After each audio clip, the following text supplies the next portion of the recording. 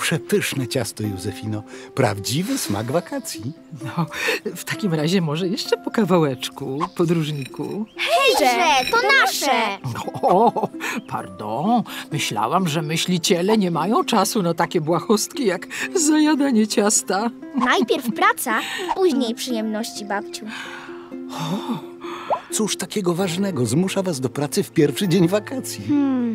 Nasza nauczycielka ogłosiła konkurs na najlepszy opis polonika, jaki uda nam się zobaczyć podczas wakacji. Szukamy czegoś ciekawego na Półwyspie Helskim, bo tam jedziemy na wakacje, ale okazuje się, że bardzo ciężko znaleźć poloniki na terenie Polski.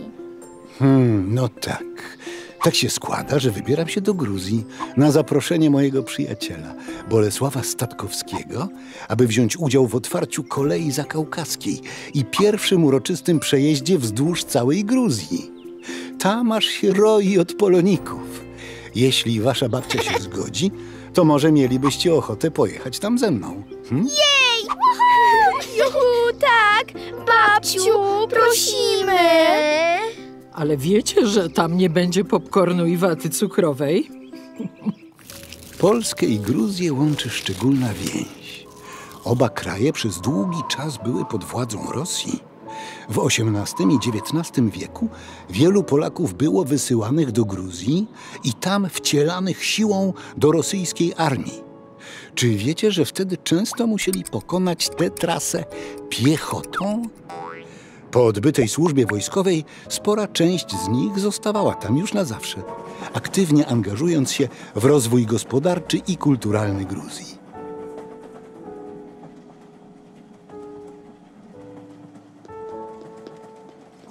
Zdążyłem. Proszę, częstujcie się. Cudowne. A co to jest?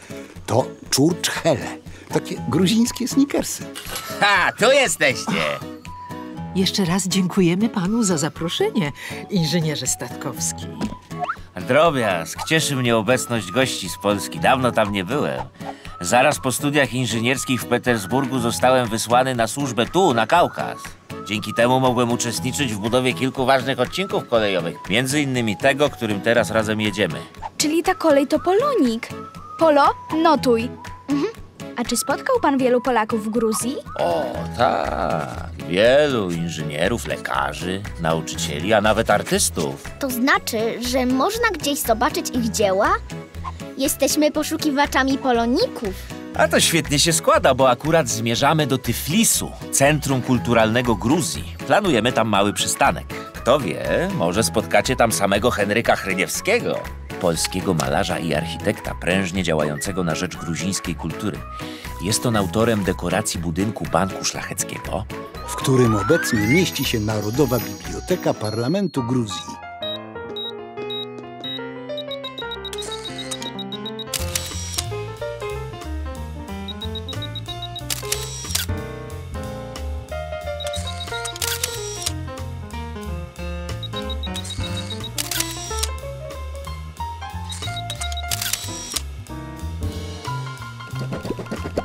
To gdzie znajdziemy następny polonik, podróżniku? Mam pewien pomysł, ale to nie będzie takie proste. Trzymajcie się!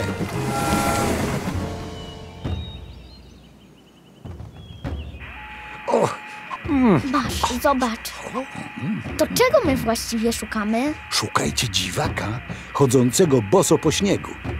Tam, na polanie. Uwaga! Lądujemy!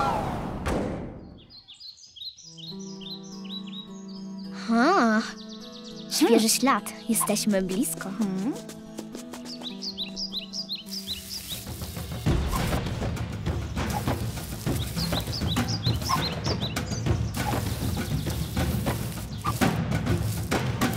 A kuku, to mnie tropicie? Wielka stopa? Żadna tam wielka stopa. Ludwik Młokosiewicz, leśniczy Lagodechi. Do usług. Znaleźliśmy pana.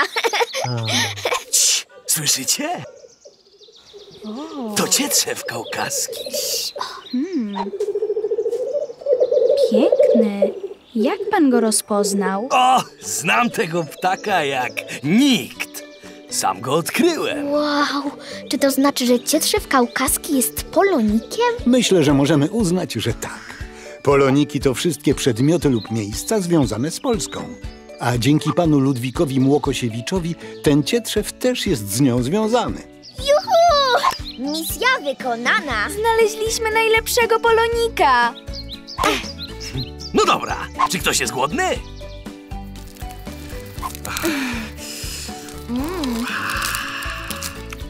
Czyli to pan powstrzymał malarię dziesiątkującą gruzińską ludność. A, tak. A wiecie, jak mi się to udało? Spójrzcie. Po prostu posadziłem drzewa eukaliptusowe. Jak to? Drzewa miały walczyć z chorobą? Ach, niezmierzona jest potęga natury. Komary, które przenoszą malarię na ludzi, bardzo nie lubią eterycznego zapachu, jaki wydzielają liście eukaliptusowe. Dodatkowo drzewa te pobierają bardzo dużo wody, więc rosnąc osuszały podmokłe tereny, które są siedliskami komarów. To na owadach też pan się zna? No ba! Moim zbiorem owadów podobno interesuje się sam wielki książę rosyjski. O, ale na spotkanie z księciem założy pan buty.